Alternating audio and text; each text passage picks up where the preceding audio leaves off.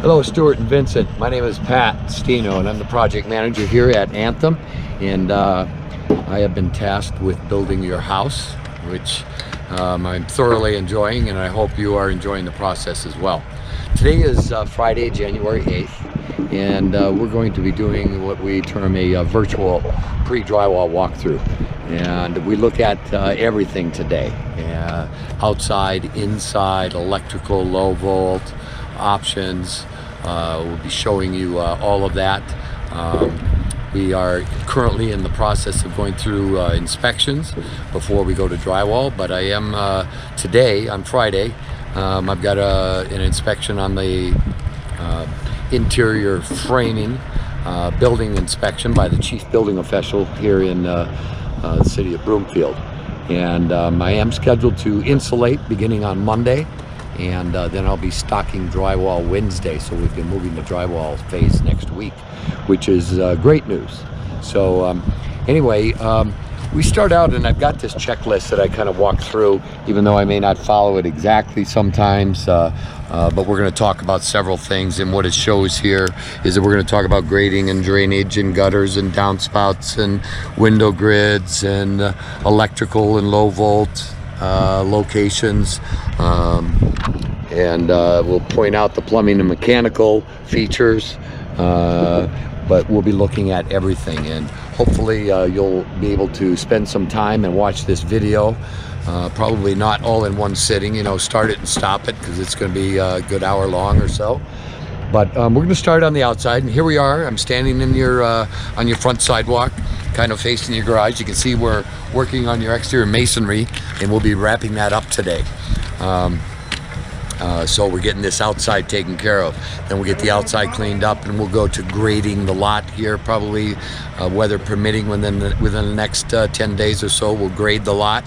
And that's something I wanted to point out to you is I have here a copy of what's called the plot plan, and this is what it looks like. This shows everything on your lot, and it shows me how I'm supposed to grade your lot. This is also a helpful tool for you to plan your side and rear yard landscaping with your landscaping contractor, or if you're going to be doing it yourself. But what this shows us, this is a pretty intense and detailed document. It shows us your lot corners, so the dark lines are your property lines. And then you'll see some dashed lines here inside of that property. And what this is telling us is there's a 5-foot utility easement where utilities have ease on both sides of the property line. And so there's a 5-foot side utility easement in the front. There's an 8-foot utility easement where gas runs, water. And in the rear, there's an 8-foot utility easement as well, as electrical pedestals are in that easement behind the houses. So there's a 16-foot with your adjoining property neighbor, 6-foot utility easement in total, and a 10-foot total on the sides from your neighbor's 5-foot side setback and your side utility easement. There's a legend down at the bottom right which tells you helpful information. It's a little key, and it tells you what symbols mean. But there are a few things. But what this shows here is this is the outline of the concrete foundation of your house. This dark line here shows us all the concrete outline. Engineers, civil engineers work in tenths of feet. So for example, this is a dimension, 21.0 feet, 25.0, 60.0, 19.5 feet. So these are dimensions. There's also little X's with numbers, 85.6. Those are vertical elevations. And in the center of the plot plan here, it tells us that this is your address, number 3417. Top of foundation elevation, walkout top of foundation, finished floor, and this is in real GPS elevation. So when you're sitting at your dining table, after you close, you're going to be sitting at 5,297.7 feet above sea level. So it gives us top of foundation elevations, And all these elevations are relative. So I have spot elevations. I'll have a finished grade right next to your patio. It's 86.6, 85.6, and then back to 82. So you can see what that slope is going to do. We've got a 31-foot setback, and that's a 10% grade going back there. So these arrows show me how to grade your lot and how the water needs to shed away from your house to the property line, where we create a swale, and we take drainage either to the rear or to the front. And on your lot, you've got a what's called a B lot. You've got a high point off the side of this two-car garage. Everything from that high point will drain forward and then back from there. Same thing on this side of the house. The high point is located here off the front porch, and we'll be grading everything to the front from that high point into the rear as such. And the back just kind of sheds to the rear property line. So a lot of helpful information here. This little stop sign symbol tells us how many steps there will be from finished grade to a different grade. So for example, from your dining room, you're going to step down one step to your deck. From the garage, you're going to go up 3 steps from the garage into the house. From the front, I've got 4 steps to the front porch, and then 1 step into the house. That's what that little symbol there means, is the number of steps from finished floor to the next hard surface. So garage and driveway slope, you know, we got a very gentle 2.3% slope outside your garage, but then it increases slope as we get to go to the street, about a 7% slope.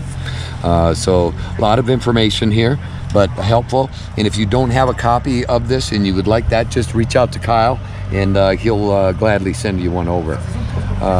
So this is the plot plan, and as we walk around the house this morning, we're going to show, I'll just point out how things will grade a little bit, just to give you a general idea. And as I mentioned, we're finishing the masonry. They came this morning and they measured for the metal rails. I'm going to be putting metal rails on your front porch in between each column, and also on the back deck. You know, we will have metal rails on that back deck and metal rails going down the stairs to grade from that back deck. And we'll look at that as we get around. So as you can see here, you have, we in construction refer to your house as a number or a plan type. And this is a 4778 plan, or from sales standpoint, it's an invite. But it's a 4778 Colorado rustic elevation. Colorado rustic has a mixture of stone and siding, and 2 different types of siding. We call this shake shingle siding and lap siding, and then your masonry. Also, the window grids on the Colorado rustic have both vertical and horizontal grids in the front. Other elevations either have no grids or they have different grid styles, but the Colorado rustic, this is the grid pattern on the windows in the Colorado rustic. See, we've got corbels in the gables, another feature of the Colorado rustic elevation. The columns at the front porch are masonry, and then we wrap those wood columns that are in place right now with a siding material, and those will paint the trim color. You probably have noticed, because I know from speaking with Kyle that you come out on the weekends, which is great. Love to have you visit. You may have noticed that we got some damage on that 2-car garage door. And what happened is, over Christmas weekend, we had a heck of a windstorm, and you may or may not remember that, but the day before Christmas, Christmas Eve, we had about 80-mile-an-hour winds up here. And the wind, because I'm still open on the eaves on your house, yet through this week, next week we start to close them, it created a wind tunnel and just pushed that door. There was a low pressure, created a low pressure system outside and a high pressure system inside, and it buckled that garage door. And I have to replace that door. Last week they came and remeasured, and we have reordered a new 2-car garage door. But if you're wondering about that damage, that's what happened in a windstorm, and that'll be replaced here within the next couple weeks. We're having a little bit of a struggle with garage door procurement because of supply chain issues, but we'll have that in as quickly as we can get it. So as we walk around the outside, you'll see that on the 4778 or the invite. You know, we've got coach lights on either side of the garage door. Something you have selected is to have a holiday circuit run to the outside, and we have that outlet in this upper eave over here at the left side of the garage. See that circuit up in the soffit there? That is the holiday circuit.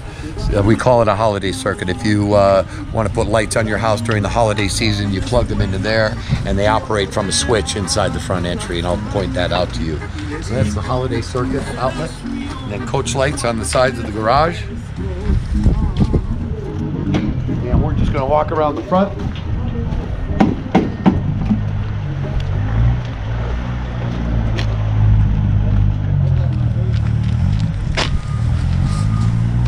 I'd like you to know, not to be alarmed, but within the next week or so, I'm going to be replacing this front walk. When the concrete people poured this walk, they poured it a little bit low, so I have to raise it a little bit to get the grade to work properly. But it won't affect anything. It's more of a visual and a grading issue. So I'll be raising this sidewalk a little bit. You can see we've got steps going up to the front entry, the masonry columns, and then there'll be wood trim on top, and those paint the trim color. And as we move around the side here, you'll see I mentioned that we're going to be putting metal railing metal guardrails between the columns, and that's to prevent any accidental falling coming off of this high porch. So there'll be metal rails here. And you can see this side, this would be the east side. We've got the masonry, we're finishing that up today. We just got we're tuck pointing today. And at this front corner, this is the front hose bib, and we have one in the rear as well. And this copper tee that's penetrating here, this is for the landscape irrigation. Right here is where we'll be putting in the valve box for the front yard irrigation for the plants and sod, and there's room available in that box for side and rear yard landscaping as well. The control clock goes in the single stall garage, and I'll point out that location when we get in there. You see other penetrations on this side of the house. You see a white pipe coming out down by the window. That is going to turn down, and that'll go out to grade. That is our up front sump pump discharge pipe.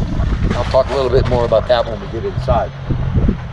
As we come down the side of the house, no other penetrations coming through the window well, which is full of trash right now, but we fill that with gravel. And you'll see a gray drain pipe there. That is a drain in case any water gets into that window well, fills up to that top, it goes into the drain, into the interior drain system, into the sump pit. So it'll automatically eject and take care of itself. So grade coming down here. We'll basically follow the masonry, and just this is about finished grade at your patio, right where my foot is, and then it'll slope out to the swale that we create at the property line and come down to the rear. So this is your rear patio, and as we're walking through the patio, this is open deck. This is a coach light here that we put outside the patio door, and a waterproof outlet down below. See, all the columns are wrapped in masonry, full masonry, and the stairs coming down from above. And we're going to take a step back and look at the rear elevation.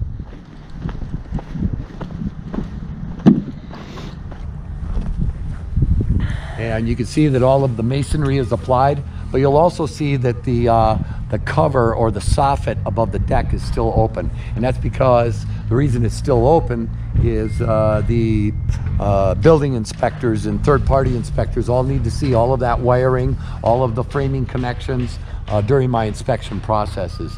But when I pass that final building inspection today, which I'm fully confident I will, next week we have planned, we've ordered the material, it should be here today or no later than Monday, but we'll start installing all of that soffit material, finishing all the trim, and preparing to go to paint, exterior paint, as soon as weather allows us. So you can see the different types of siding. We've got the lap siding and the shake shingle siding, and the masonry on this Colorado rustic, which looks really sharp. And the color scheme that you've selected, I know will look great. You can see the outside of the western door that we've got, and that's a stacking door. We call it a stacking door. Everything slides to one side and stacks in that 4-foot panel, so 8 feet of it opens up, which will give you great access. And we'll look at that a little closer when we get upstairs. You can see we've got the stairs installed. We'll be pouring the stair pad, probably Monday. And on the outside of this stair, there'll be metal railing with a composite cap on top going up. And down low here, you'll see another white pipe penetrating. I might even move this yet. I'm still deciding this, but minimally, we'll be taking this right down the house and then out to the side. This is the rear, or the low sump pump discharge. And this is the rear of the house hose bib. But there'll be a 3-foot pad here, concrete pad. This pipe turns down and goes to grade. You can see on this side of the house, which is the west side, this is your main electrical distribution panel, where the electric, which comes from the rear of the lot into here. Now you've elected for an interior load center, so I'll show you that in the mechanical room inside when we get in there. This is the condensate line for the air conditioning unit, and this is low volt or Comcast, CenturyLink. That's where their underground comes up. There'll be a demarc set here, or another panel where those connections all take place. But this is your main disconnect service. This is where the electric meter goes. We did pass electric inspection this week, so the permanent meter has been released to XL Energy. They'll be setting that within the next week. So main electrical distribution, and low volt, meaning low volt is TV, telephone, internet. As we look up the side of this home, or the side of this side of the home, you'll see some other white pipes penetrating, and those are intake and exhaust pipes for the furnace and the water heaters. So that's what these penetrations are, and those will paint as well. We've got the other.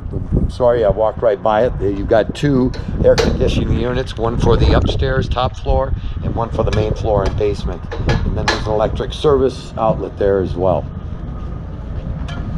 Other penetrations up high on the wall, that is the vent for the kitchen cooktop.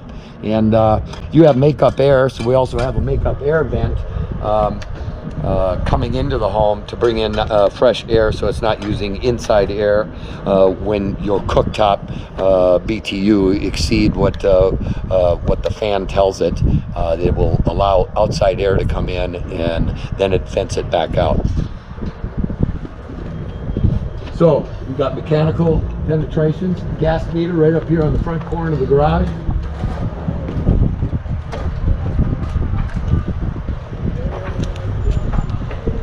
That brings us back around to the front.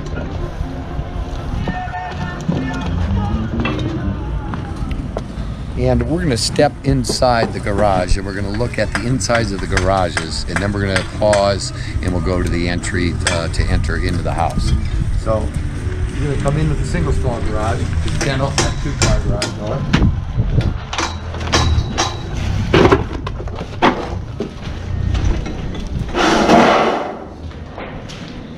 So here we are in the 2.5-car garage. You haven't requested, if my memory serves correctly, any additional electric services in your garage other than a dedicated outlet, which that's this one right here. This is the dedicated outlet, the optional dedicated outlet that you've requested. Excuse me, we have 2 of them. We have 2 dedicated circuits. This is our standard circuit. This is your dedicated. See it written in black there is dedicated. This is the switching for the interior garage lights. One is for the interior garage lights, and the other is a 3-way switch for the exterior coach lights. So you can operate those exterior garage lights here or at the front entry, which I'll point out when we get there. Other service outlets around the garage, you'll see them on every wall. We have lights above, and we have power and low volt for the garage door opener. Standard service outlet standard service outlet, and then this is the second dedicated outlet that you've requested. Then around to the single stall garage. We've got service outlets. We also have another dedicated outlet here. So service, standard service, standard service. This is generally the outlet that the landscapers use. So this is where your landscape time clock will be. But then we have standard service again. So there's plenty of power. In the ceiling, we've got a light, and we've got garage door opener service. We have 3 lights in the 2.5 car. 1, 2, 3 ceiling lights in the 2.5 car garage. You can kind of see by the side view here what that wind did to this garage door. It just bowed it right out. It just took care of it right in the center. Created that vortex and just took it right out. So that takes care of the outside and the inside. We're going to pause, and then we'll pick up at the front entry as we enter the house. Hi Vincent and Stuart, it's Pat again. We're picking up, today is Tuesday, January 12th. Sorry, we started last week on Thursday, and then Friday we couldn't pick it back up because I had all inspections in the house on Friday. And then yesterday we moved, I passed all inspections on Friday, late Friday, and yesterday we moved right into insulation. So I had like 16 bodies in this house yesterday. So today is Tuesday, and we're at a little down period before we stock drywall tomorrow. So we're gonna walk the inside today and look at all the electrical and low volt, and we'll get this video processed and uploaded for you to view in the next few days. So here we are at the front entry, and I may have mentioned this on Thursday, but on your front porch, we've got 1, 2, 3, 4 on the wraparound, 4 recessed cans in the soffit. And I had mentioned to you that after inspections, we'll be covering all these soffits. Well, we started that process today. And as we move through this video this morning, you'll see that on the back patio, I've already got people closing up the soffit out there. But we're gonna walk out there and talk about it anyway. So anyway, we're gonna walk in the front door, and we'll just take it room by room as we go. So as we come into the foyer, and you'll also find out as we walk that we wire all houses very logically. When you enter a room, you turn on a light ahead of yourself. When you exit the room, there's a switch to turn the light off behind yourself. We've got several 3-way switches, 4-way switches, and single pole switches. A single pole switches turns one light off, the same switch turns it off. A 3-way switch means that you can turn it on or off from 2 locations. Why that's called a 3-way, I'm not sure. I would think it would be a 2-way. And then we have 4-way switches, which means you can operate it from 3 locations. And I'm going to tell you about a couple of those that we have. So as we enter your home, as you can see, we're insulated, but and one of the things we do is after insulation, this is our netting, it's called, which keeps in all of the blown insulation, full cavity insulation. When we have too narrow of a gap or an area in a wall, we do bat insulation in there, and I'm going to point out a few of those as we go today. You're going to see some dark spots. Well, they use a brown colored insulation in those narrow areas. But we circle all the switch locations and outlet locations so that our drywallers who move in next, I also have red dots painted all over the floor, and that's so we know where switches are, where light fixtures are, but that's what all the paint means. We're marking it ahead of our drywallers. So as we walk in the front entry, I've got 3 switches here, okay? One of them operates the 3-way switch to the coach lights on the front of the garage. The other switch on the 3-way is at the owner's entry, and I'll point that out to you when we get to the owner's entry. So we've got coach lights, we've got the soffit cans, the front porch cans in the soffit, and then we have a 3-way switch, which is to the entrance chandeliers. And you'll see on the floor in orange paint, I've got them marked, but we've got 2 entry chandeliers, which are on that. And those are on a 4-way, and I'll show you where the 3 switches are for the entries. So come in the door, there's coach lights, there's soffit lights on the front porch, and then as you come in, you can turn on the entrance lights in the foyer. As you can see here, this is the study entrance, and we have prepared this. All this blocking in the wall is for the barn door, which you've selected here, a double barn door to close this way and open this way. So that's the backing for all of the support system and the track to mount. As you open the door, there are 3 switches right inside of the room. One of them operates the 4 recessed cans, which you've requested. So there's 4 evenly spaced recessed cans. There is a ceiling light pre-wire in the center. And then we have what's called a half switched outlet. And that means across the room, generally 45 degrees plus or minus from where the switch is located, there'll be a half switched outlet. This one happens to be over here. And what that means is you could plug a lamp or another appliance into that outlet and it will operate from the switch. So in every room, whether it's a grand room or bedroom or study, we have half switched outlets everywhere. So the 3 switches in this room are for the 4 cans, the ceiling light pre-wire in the center, plus we have a half switched outlet. You've also requested a floor outlet in this room, and you gave a specific location where you would like this, centered off of that door jamb. And Kyle and I looked at this, so we've got that located. So you got the floor outlet. In the closet, you've asked for a dedicated circuit here, and that's this outlet right here. And you've asked for that to be dedicated. So that's a dedicated circuit in this closet. We also have our standard, which was on the spec sheet at 40 inches, so they're both at 40 inches off the floor. Standard outlet plus the dedicated circuit.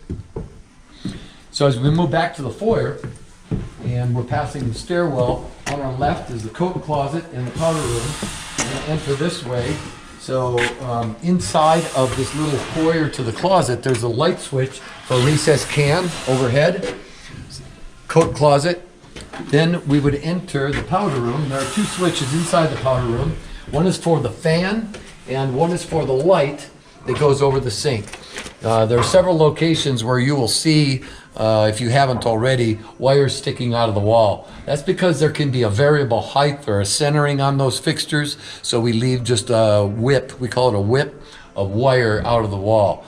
We can never, because of cabinets and other things on trim stage, we can never exactly pinpoint where that wire needs to be to set a box, so we leave a whip. And then when we're going on trim, when we come back after drywall, we do electrical trim, we'll set a box to mount that fixture to. So that's why you'll see the whip. So we've got 2 switches in the powder room. And we're going to exit the powder room, and right here, as we're leaving the foyer, there are 2 switches here. And one is the 4-way, one of the 4-way switches for, excuse me, they are not.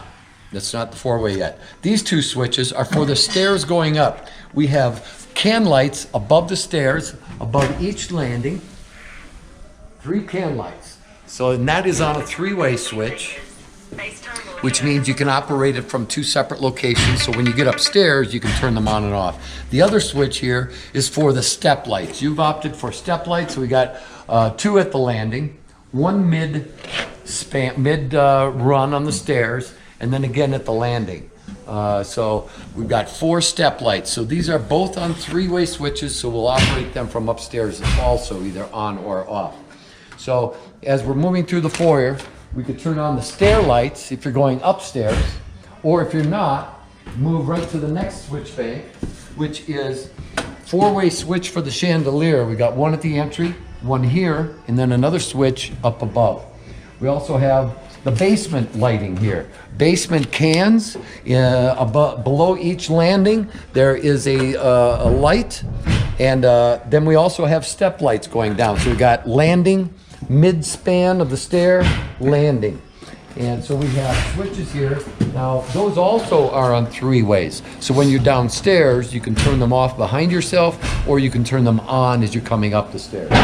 So we have 2 switches there to operate the stairs going up, 2 switches here to operate the stairs going down, plus part of the four-way for the chandeliers. So as you're leaving the foyer, turn the chandeliers off, come around to the corner of the grand room, 3 more switches.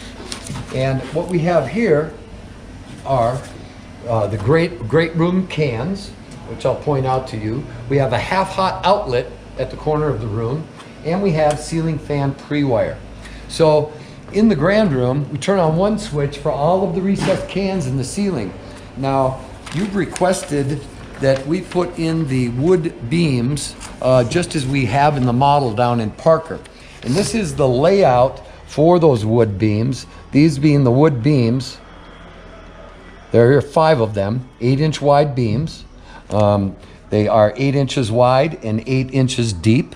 And so I've laid those beams out on the floor. Then we have placed the 6 recessed cans in between the beams, centered on the windows as best as possible. With the beam layout, you can see that they're not quite centered on this window bank, but that's by design, because we definitely do want them centered between the beams, because that's where your eye is going to be drawn in this grand room. Also in the center of the room, we'll be dropping that ceiling fan pre-wire right in the center of the beam. So we've got 6 recessed cans in the grand room, plus you'll see a wire in the center because we have to build the support system inside of that wood beam that we'll be doing at trim stage. So after drywall, after when the trimmers move in and we start building those beams, then we will build that box down and we will build a support system inside of that beam to support that ceiling fan that's going to mount on the bottom of the beam. So a lot of coordination going on there with the electrician, with the trim carpenter, framer, and myself to get the correct support for that ceiling fan. So the half-hot outlet in this room, the half-switched outlet, is over in this corner. So if you have a table with a lamp or a standing lamp, and if you choose to use that outlet, half of that outlet will be switched. The other half is hot all the time, is operable all the time. We've got service outlets around the room.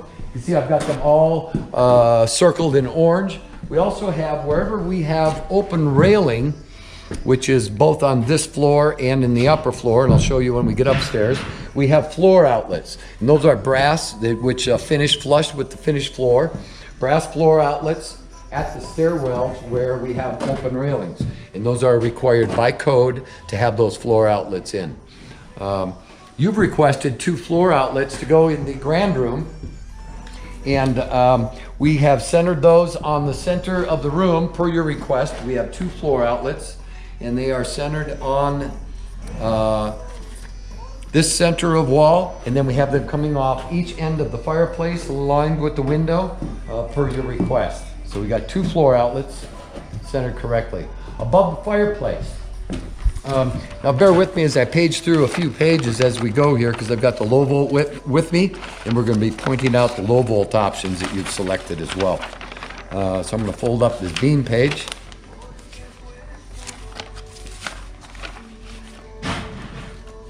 You've also requested an outlet at 80 inches above finished floor. That's right here.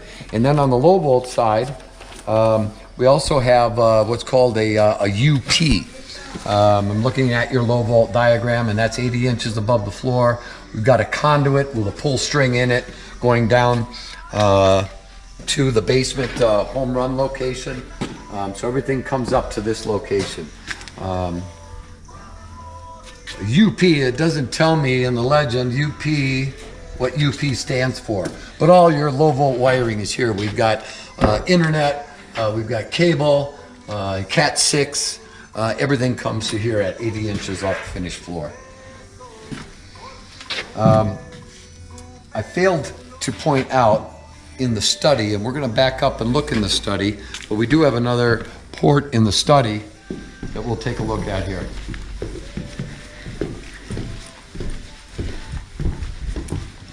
And I have that circled as well. We got the UP right here. This is the low volt in the study. At the coat closet, I also have a wireless access point from the low volt side. That's the black box up there with the Cat 6 in it. I'm sorry I failed to mention those as we walk through the foyer. This is the thermostat location. Also, here we have, this is the doorbell, low, with the wire wrapped around it. And then I don't see that on your Mini, but that appears to me to be part of the security pre-wire. I would guess it might be a glass break for this area. It doesn't show it on the corner of the powder room, but it might be a glass break. And Vincent, I see that you've signed off on this, so you might know a little bit better than I what this one is here. I would guess it's a glass break. To pick up any glass that's broken in the foyer, it'll sound the alarm through the security system. So in the grand room, again, all the switching for the grand room is here. We've got the grand room cans. We have got the ceiling fan pre-wire, and we have the half-switched outlet across the room. So as we move through, we've got the kitchen. We're gonna move into the, well, I'll show you here, this three gang switches here. And I have kitchen cans. So as you enter the kitchen, you can turn on the recessed cans ahead of yourself. We have 3 pendants hanging over the island. And then I have under cab lights. So as we move into the kitchen here, we've got recessed cans everywhere. We've got pendant lights, 2, 3, 4 pendants. And then the under cab lights. And these white whips at about chest height are the under cab light pre-wires. So you'll see 1, 2, 3, 4, 5 under cab lights in this kitchen. And those are on a 3-way that you can turn them off at this entrance or on at this entrance or at the main entrance. Through the kitchen here, this large cable here, this is the wiring for the double oven. Requested all outlets at 38.5 inches above finished floor, and those all go in the backsplash, so those are also all mounted horizontally. I see I forgot to spray an outlet here, which I'm just going to mark so I don't forget it.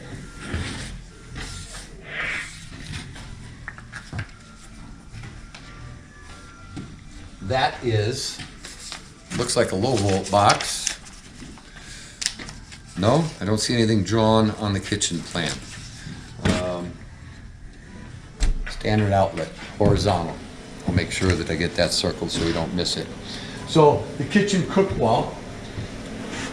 Here is the cooktop. We've got 220 power below plus 110. We've got the gas shut-off valve for the cooktop here. This is the vent for the kitchen hood, the wiring for the hood. Also, the low volt wiring, which is for the makeup air. And you've purchased a range and a cooktop that can burn to quite a high BTU. And once you get that range fully burning, if you're using all the burners and the grill, it could require enough BTUs where a normal hood vent would not be able to vent the heat that needs to. So there is a makeup air. Once it gets to a certain BTU, the CFM, there's an electronic damper that will automatically turn on and bring in outside air and from the outside, and then make up in the kitchen, so you're not sucking up all the air from the living space, you know, that's going out that vent. It'll bring in makeup air or fresh air, and I'll show you that valve downstairs. But this is the makeup air valve, which opens the damper downstairs, and then this is the high voltage for the hood, for the kitchen hood. As we move around the kitchen, we've got, again, horizontal outlets under cab lights. We move over here, we have the refrigerator location and power.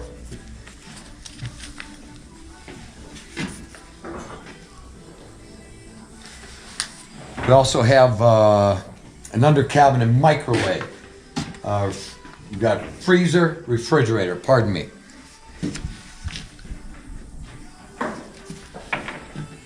We've got cabinets against the guest bedroom, which wrap this corner, and under cab lights as well.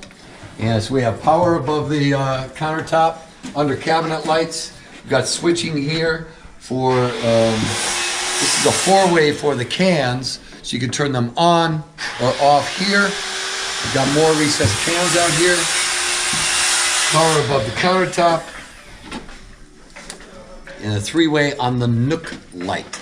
The Nook light is above the dining area, which this is the Nook light. Got recessed cans over the dining area, and then what's called the Nook light, centered on the patio doors. As we turn this corner, more under cab lights and here. And, oh, if I'm remembering correctly, I have floating shelves. We have floating shelves here with lights for under the shelving. Power above the countertop, cabinets below. Switch on the side where this operates the cans for the dining room. So this is where you would turn on or off the cans for the dining room. We're on this side of the door.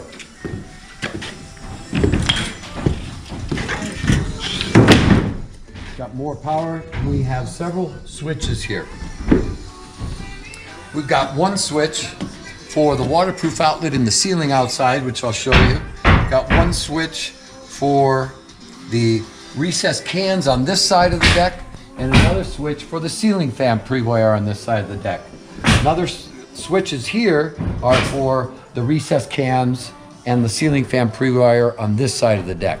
So we split the deck in two down the center. Got 4 recessed cans, ceiling fan pre-wire, plus a waterproof outlet on a switch. On this side of the deck, we've got 4 recessed cans, plus ceiling fan pre-wire. So we're gonna step out so you can see the outside. 4 recessed cans,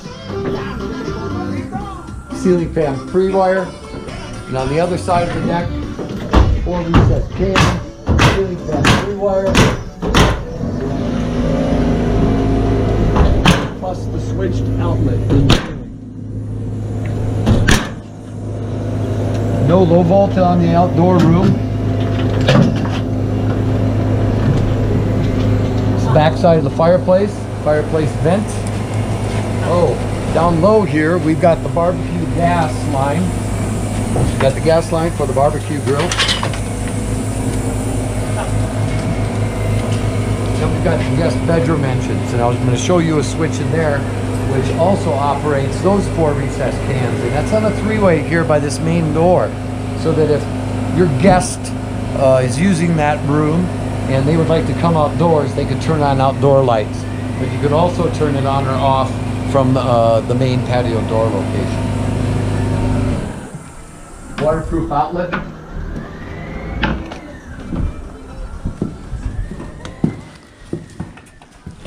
And then the stackable doors, which right now we have a safety shield on the floor here, but both of these doors stack open all the way to here, so you'll have a full 8-foot opening, to your deck, or just a single 4-foot slider. But these 2 panels do slide all the way over, but I've got a protective shield in the track right now, so it's not used. The back side of the island here, you see we've got power outlets.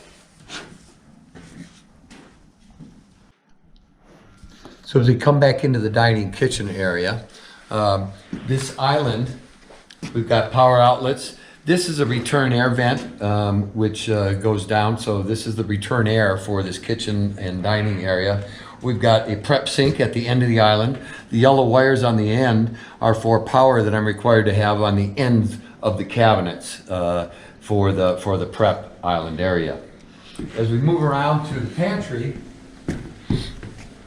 this has got cabinets all the way across, lowers and uppers, and the uppers come through. And this door, just like in the model at Parker, is cabinet faced as well. There's a cabinet faced above, which looks like that line comes straight through. If you had double stack cabinets, there would be a cabinet up here, but you don't, so that'll be a cabinet face. So So as we move into the pantry door, right inside, there's a light switch for 3 recessed cans in the pantry. This will be lined with shelves. Might be a hair different configuration than the model in Parker, but every house has its own idiosyncrasies. Depending on structure, depending on the builder, there might be some slight variations here and there. But the basic house will be identical to the model in Parker. There might be some slight variations. We also requested an outlet 40 inches off the floor here. So that'd be like above one of the shelves, in between one of the shelves here. So as we move back into the kitchen area, this is the kitchen sink location. Inside the cabinet at the kitchen sink will be the switch for the disposal. So we've got garbage disposal and dishwasher which connect under there, and the switch is inside the cabinet. As we move to the owner entry, there is 2 switches here. One is for the under cab lights at the prep area, and the other is for recessed cans on the 4-way. So as we move to the owner's entry, there's 2 switches here, but I'm going to start at the garage location. As you can see in the garage, I'm going to ask my partner to step into the garage. We insulated yesterday, which we have completely insulated the garage, and this also completely drywalls, textures, paints, so everything will finish in the garage as well. But you can see we're totally insulated throughout the garage. Ceiling, walls, everything is insulated. So as we move to the owner's entry, I mentioned last week that we've got light switches here. One is for the 3-way for the coach lights out front and at the front entry. The other is for the interior garage lights. We come in, we've got pre-wire for security keypad right here, plus a 3-way light switch for the recessed cans in the project room there in the owner's entry. So owner's entry, we've got power below, we've got a coat closet off to the side, 2 switches on this side. One is to turn off the lights in the project room, the other is for lights above us here. This little box is framed here as countertop support because we've got cabinets coming into this, cabinets coming under the window, countertop flowing all the way across. Countertop comes straight through here. So we've got power service outlet above the countertop, heat register in front of the cabinets, so the heat supply is in front of the cabinets. Another storage closet here off of the kitchen, and light switch to turn off lights behind yourself. As you enter the guest bedroom, there are 3 switches on the wall inside the door. You've requested 4 recessed cans, a ceiling fan pre-wire, and then we have a half-switched outlet across the room. So this is the guest bedroom with 3 switches for those 3 items. As I mentioned when I was in the dining area, this is the exit from the guest bedroom to the back deck. And one of these switches here is for lights on this side of the back deck.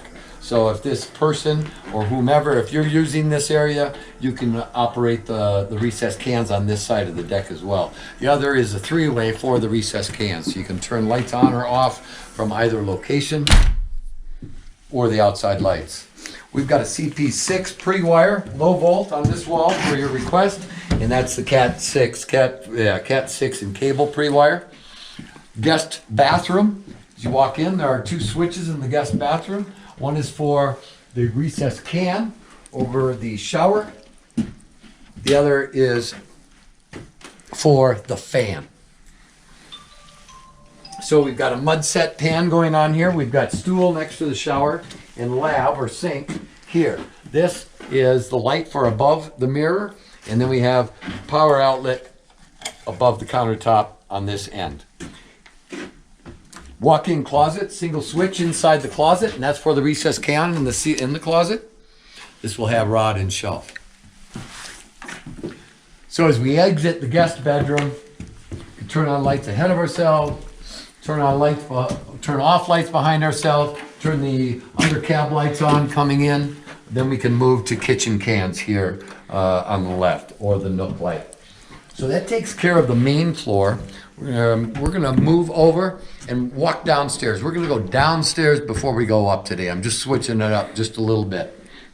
So as we're moving back through the dining room, as I had mentioned earlier, we could turn off cans behind ourselves, but then the basement lights going down. So we'll turn on basement lights going down, so overhead and or step lights or both as we come down the basement. Light underneath first landing, light underneath second landing. And when we get to the bottom of the stairs, we've got three switches here. One is to turn off the step lights behind yourself. The other is to turn off the landing lights. And the other is turn on lights ahead of yourself in this hallway. So then we've got two switches here. These operate for the wet bar. We've got 4 mini cans behind the bar and 2 pendant lights over the bar. We always center these lights over the bar, and we divide this space by 3 so that we get evenly spaced pendants coming down. The other switch as we came down the stairs will operate these cans in front. We have smoke detector. Let me just check on low volt here.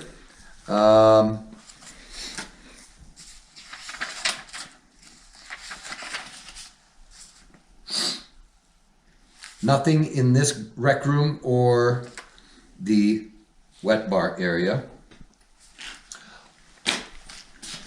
But I had mentioned we have 2 switches outside. One is for the pendants and the other is for the mini cans behind this steel beam.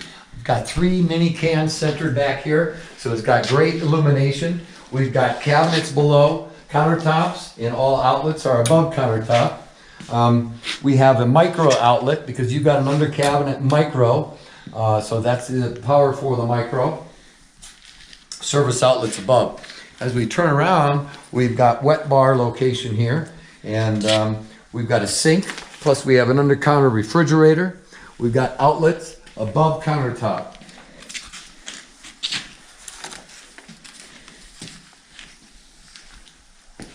Back out into the rec room. These cans are on from that switch.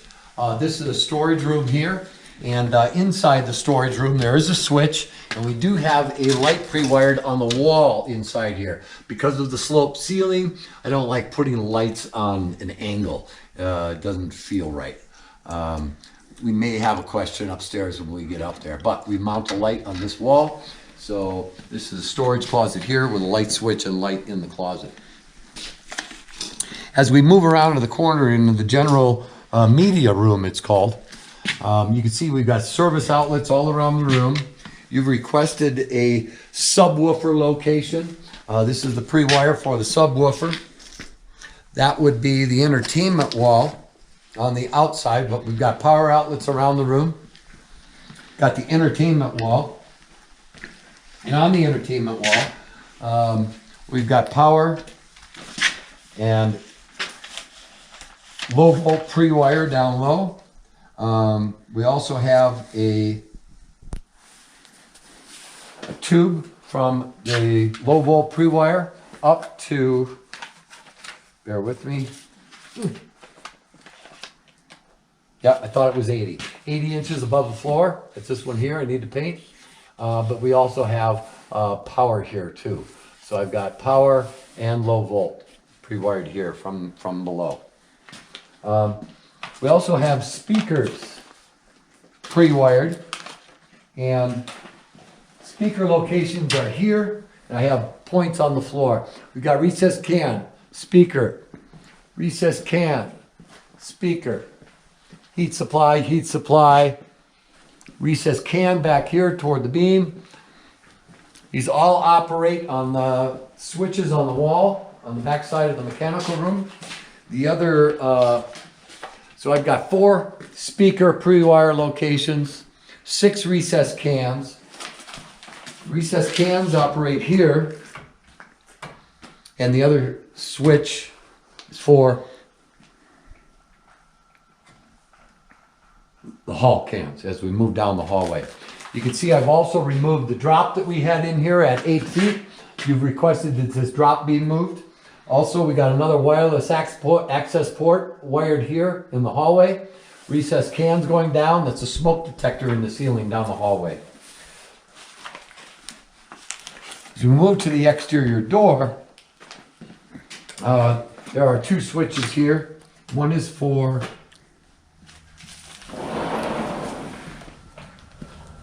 coach light outside. Got power outlet below. The other switch is three-way on those recessed cans. So you can operate the recessed cans. Bear with me, I made a mistake in there. Let me get to my basement.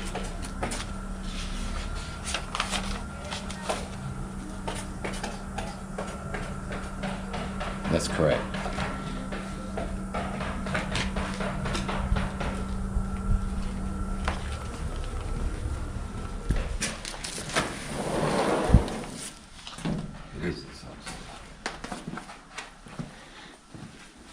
Okay, so we've got lights coming down the hallway. We've got a closet here on the right. Bathroom with dual sinks. Lights above the sinks. Come in, there's a switch for the lights. Power outlet next to the sink. Then as you move into the tub shower room, we have two switches in here. One is for the two recessed cans, one over the shower and one in the over the stool. The other is for the fan.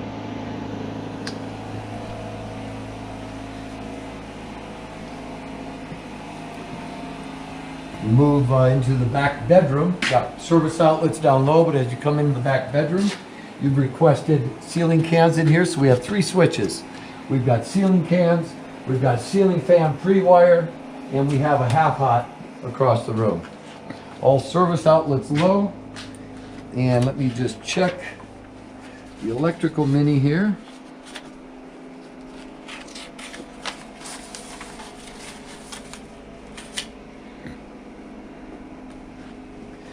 No additional, well, we've got the four recessed cans and the ceiling fan pre-wire in the center and the half hot outlet.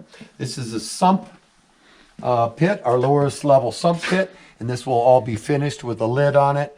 So we've got power and sump ejection pipe going outside. Service outlets down low. We've got a walk-in closet with a recessed can in the closet, so there's a switch inside of the closet. This will get rod and shelf as well. Then we're going to move into the unfinished mechanical space. So as you come in, there's the door swings this way, light switch on the right, which turns on all lights we have in here. This is the furnace and the double water heaters. We've requested second water heater. We've got the interior load center, which will be all of your interior lighting and outlet center. Also, this is the low volt panel, which everything comes into this panel. The service from outside comes in, and all distribution happens here for low volt throughout the house. You can see we have dropped the plywood ceiling in here. I'm required to cover any exposed wires that are below joists, so that's what this is for. This is the damper for the makeup air at the range hood. That's what this is. And there's a wire from the sensor upstairs, which I pointed out at the hood location, and it connects to this damper.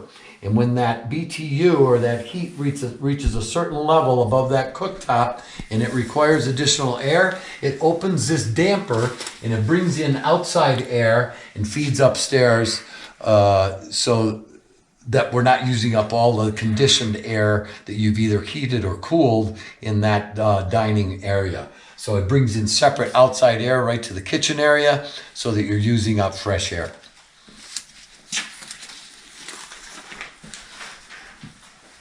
This is one of our main sewer drops to the underground sewer system coming from this side of the house, all the way from the master bedroom through the guest suite and then down to the underground. Inside of every foundation, underneath this concrete floor, we've installed an interior perimeter drain system. So there's an underground drain going all the way under this slab around the perimeter into that sump pit, plus the other half of the house. There's a sump pit in front, which I'll show you momentarily. Then there's an under drain connection to the street. I'll talk about that in a moment. This is a photovoltaic conduit, this silver pipe sticking below. There is a sticker on this side that says photovoltaic. That goes all the way up to the attic.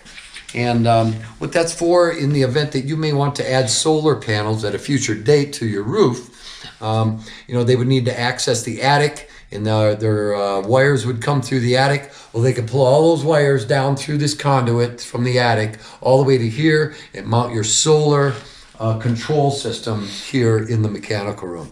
That's what this silver pipe is. Over here next to the low volt, you'll see this conduit.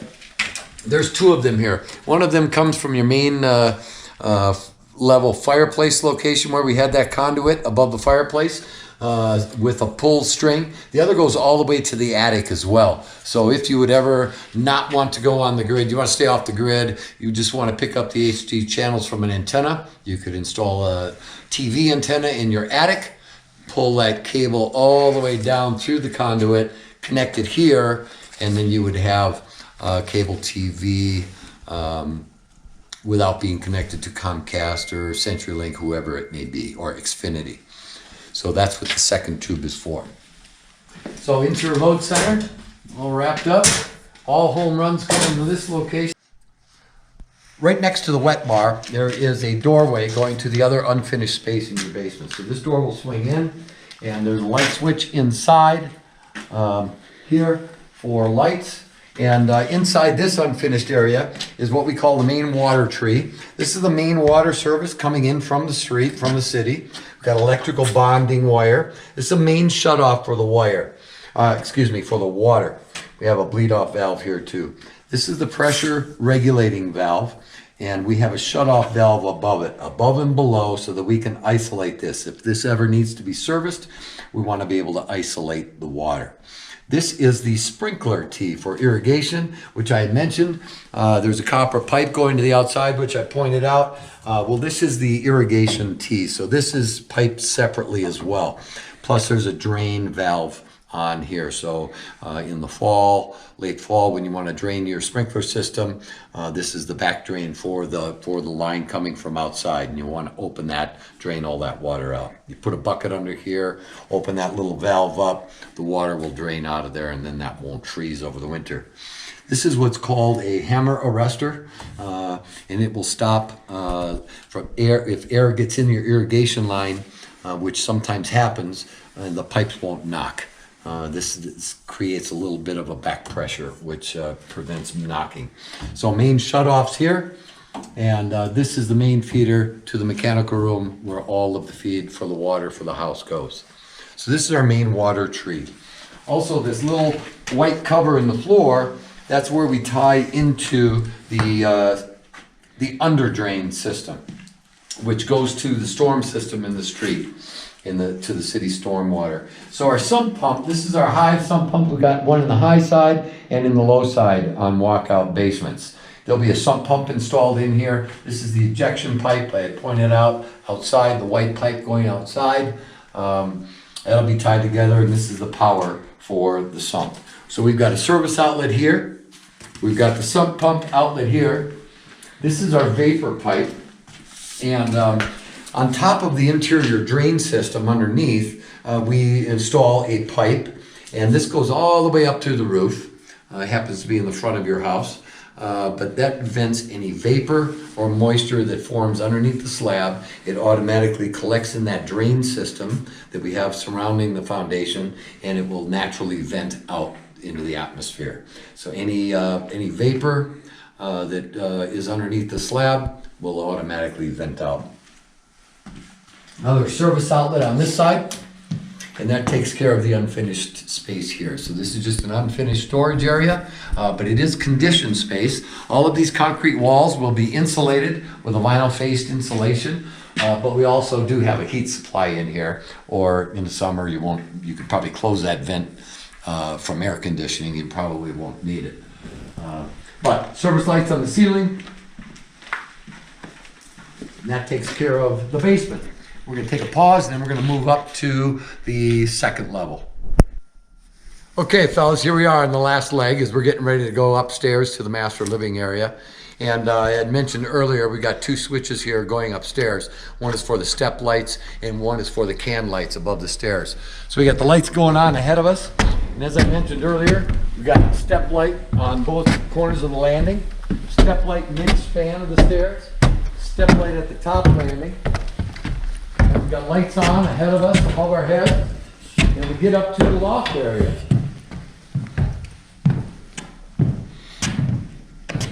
And you'll see 4 switches on your right-hand side.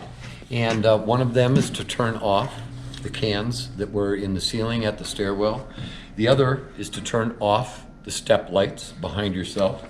The other is to turn on, they're on everything's on 3-way switches just about up here. We've got traveling lights to head down to the master and secondary bedroom areas.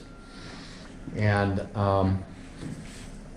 the other is for the light above us. So as we're looking at the loft here, we've got 2 switches in the loft. One is for the cans in the loft, and they go center down. We've got 4 cans, starting with 1, 2, 3, 4. We also have a half-hot outlet down on this end of the loft. I know that you're putting cabinets along this wall, and these outlets, I have 2 service outlets, 3 service outlets. One is at the edge, or it might be inside. Those will all be inside the cabinets. You also have a CP6 pre-wire here, low volt, at the loft. We have a UP and a T. So a UP, doesn't tell me what that is, and a T, which should be a tube conduit, and that comes up here high. We also have power outlet up here high at 66 per your request. So both the low volt and the high are up here. If you're going to put a screen up here, those will both be behind the screens. So we've got the low volt pre-wire low with the tube coming up, and we've got the power up high at 66 as well.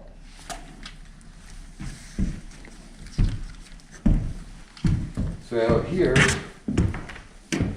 we've got a closet with ceiling light pre-wire. So we'll have a ceiling light in here, switch. So this will get a rod and shelf off of the loft as well. Storage closet. Then we turn off the cans behind ourselves, or the half hot. We've got lights on ahead of ourselves. We've got the upper mechanical room. And this is the furnace and air handler for the upstairs. So this just services the top level, all of the bedrooms and bathrooms on the top level. The furnace and air handler that's in the basement will take care of the basement and the main living level. So this furnace here, you can see we've got it cautioned off. That's because we're getting ready to go to drywall, and we've set up to run the basement furnace during drywall process. We don't want to operate this top floor unless we get really, really super cold temperatures. But inside we've got service outlets plus a light switch. There is a light up on the sidewall in the mechanical room. This is the switchboard here. We've got the gas coming up to it, electric service to it. This is intake and exhaust. Thermostat wire is here. We also have a floor drain here, which will take any condensation, from the air conditioning season, and anything that builds up in the air handler will go right down. That goes all the way to the floor drain in the basement. That drain line does. We also have a safety pan underneath, a watertight safety pan underneath the furnace. So in the event that there was any problem during the air conditioning season, if the coil would freeze up and then thawing, if it would overload the pan inside, it will go into that pan, which then also drains to safety pan. So the upstairs mechanical room. This is the thermostat location for the upstairs, right in this upper hallway. So this will operate the master and the secondary bathrooms and the open area. Again, here's our photovoltaic conduit coming all the way from the basement, and this goes up into the attic, and I'll point out the termination, and also I'll show you the orange low volt tube conduit which comes all the way from the basement. So here we are. We're going to save the master for last. So we're going to go off to our left, bedroom number 2 and 3. Pardon me. Got lights on ahead of ourselves. So as we come down, we're going to be entering bedroom number 3 first. So this turns off the lights ahead of yourself, or excuse me, behind yourself, which you turned on at the loft. So you can turn off those cans behind yourself. As you enter bedroom 3, there's a 3-way, I put a 3-way switch here. I just didn't feel it was right without this 3-way.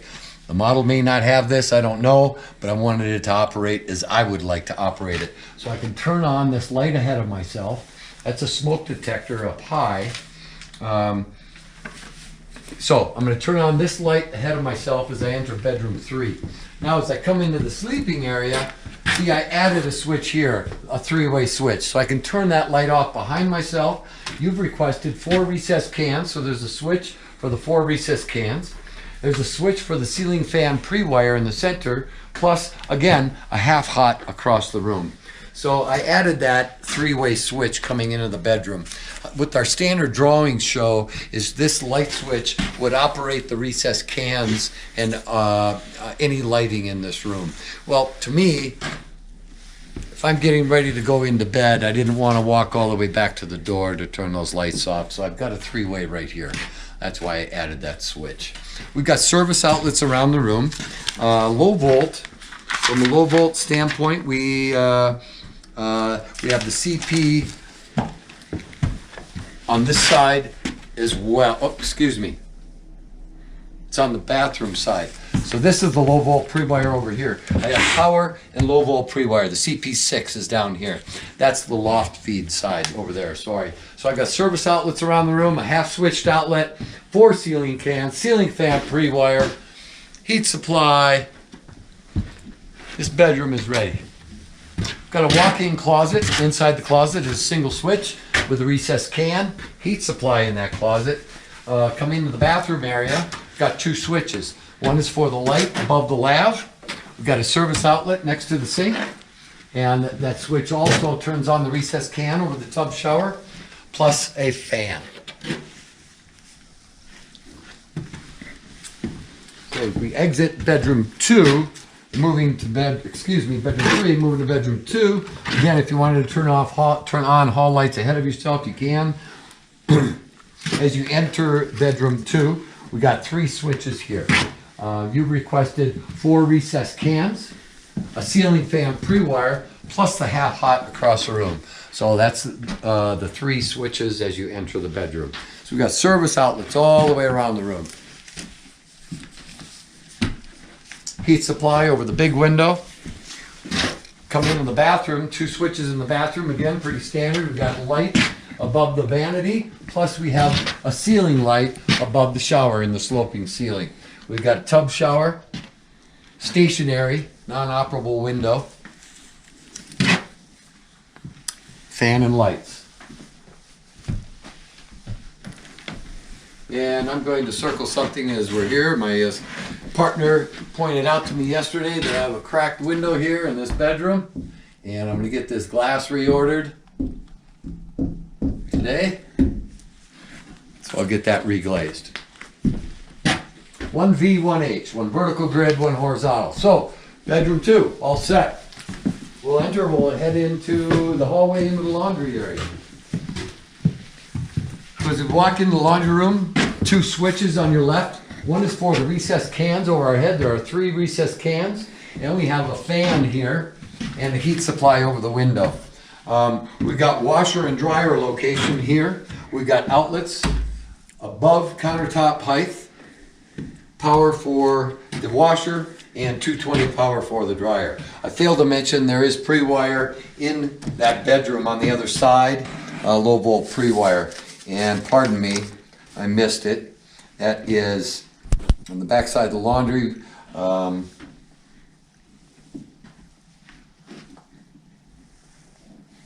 Yep, a CP6 pre-wire, which is cable and Cat 6 wiring. So dryer vent, this goes up, vents up through the roof. Every 4778 model, we cannot run this vent through the wall because of structural shear panels above. We can't cut through that. So we drop a soffit, 12 by 12, 12 by 12 by 12, exactly as wide as the washer and dryer. So 5 feet wide, 12 by 12 by 12. And it'll look fine when it's finished. But I have to run that pipe outside of the wall is the reason. So we got service outlets above countertop. We are in the decision-making process. We might be stopping these laundry shelves at this point against this wall because obviously we can't come over this way because of the window. They're deciding, and Kyle will let you know, that countertop may flow through here to the wall, and then the shelf that's on this wall will probably stop against this wall. Still working through this plan. In details. Right in this little, this is where the laundry sink location is, and right in this little chase next to the laundry sink, you're gonna see the orange tube or conduit. This is the one that comes all the way from the basement up into the attic as well. So you saw the photovoltaic conduit, and this is the low volt conduit, which comes up to the, which goes up to the attic. Okay, so now we'll move through. We'll head into the master area. So here, this is a 4-way switch with all these cans in this hallway, so you can operate it from the loft, on or off from the loft entrance, from bedroom 3 entrance, bedroom 2 and 3 entrance, or entering into the master suite area. So these hallway travelers can be operated from all 3 locations, 4-way switch. So we're gonna turn the lights off behind ourselves. Enter into the master suite. We've got a 3-way switch here. This is going to turn on your travelers ahead. We've got a return air vent in the ceiling and a ceiling can ahead of us. Off to our left, we're just going to jog into here, is the master closet. Switch on your right as you come in. We've got power outlets in here. We've got recessed cans, 4 recessed cans in this closet. Also, we have our attic access. This is where the attic access is. There, you'll see up in the attic access, there is a light and a service outlet up there.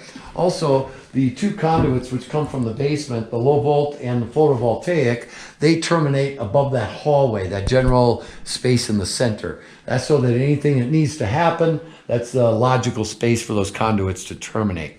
But you can walk across, someone can walk across the top of the trusses, or very carefully in the attic, even though we have over 1 foot of insulation, but the conduits are over the general hallway area. So that takes care of the master closet. Into the master bedroom. Right around the corner, we've got 4 switches. One is to turn off the travelers behind yourself, or the hallway switch behind yourself. We've got 4 recessed cans located in the coffer. You can see them evenly spaced in the coffer. We have a ceiling fan pre-wire in the center.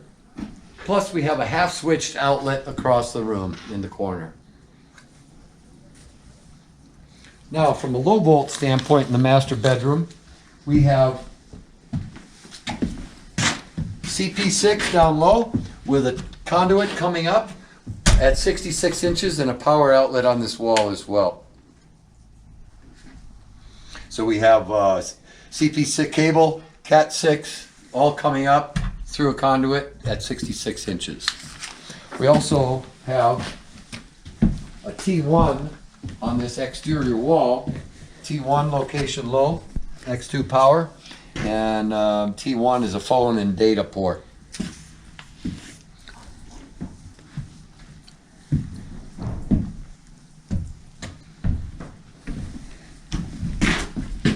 Single switch right here on this wall. What this is the recessed cans in the ceiling of the master outdoor room.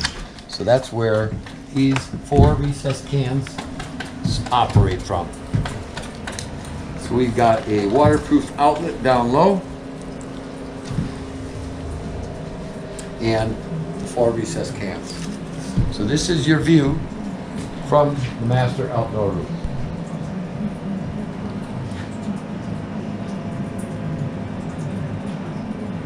Open rail facing north and the west face.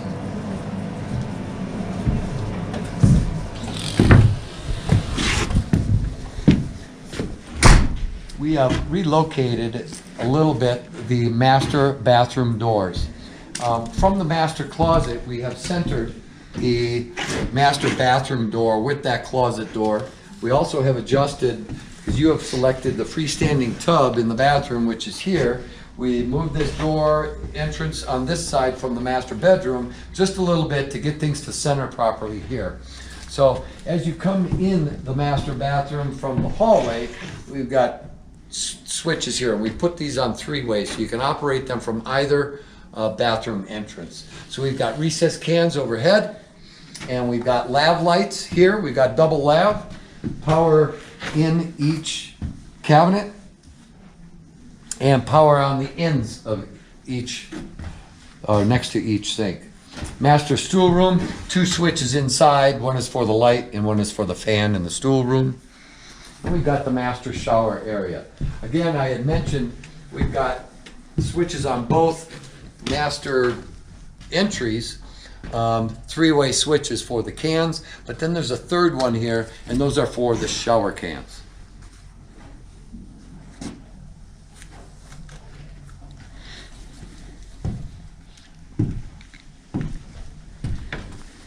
Dual stationary heads, dual valve bodies. We've got rain head on each side and 3 recessed cans centered. Shower seats and window in the shower.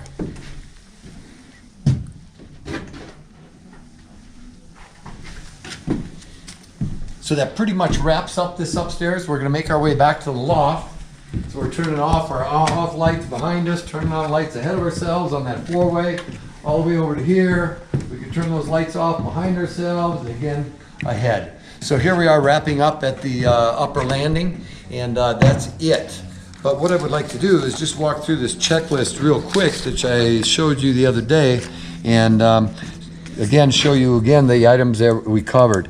Last week we covered the grading and drainage on that plot plan, gutter and downspout locations and the window grids, the elevation with the window grids, electrical locations all day today, low volt and security locations, plumbing, mechanical, went through the options and our projected schedule.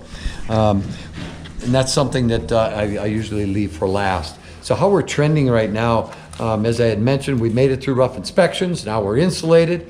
Tomorrow, Wednesday, the 13th of January, we're stocking drywall. That generally, in a house like this, leaves us about 120 days to finish the house. But where we're trending right now is probably early to mid-May for completing your house. Some houses it takes a few less days, some days a little bit more. Hopefully we're not waiting on anything that the weather is going to affect us on. Got a little bit of outside concrete work. As I mentioned, I'm going to re-pour the front sidewalk, then our exterior painting, but we usually get a day or 2 here or there that we can take care of things. Also the grading of the lot, and that will happen within the next couple of weeks as well, right behind re-pouring that front sidewalk.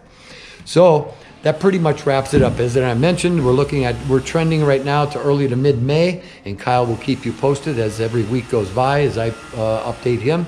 But that wraps it up for today. I really appreciate you taking the time and watching this. And any questions you may have, anything I've missed or misstated, please just bring it up to Kyle. We're in continual communication. I look forward to meeting both of you very soon, and stay safe.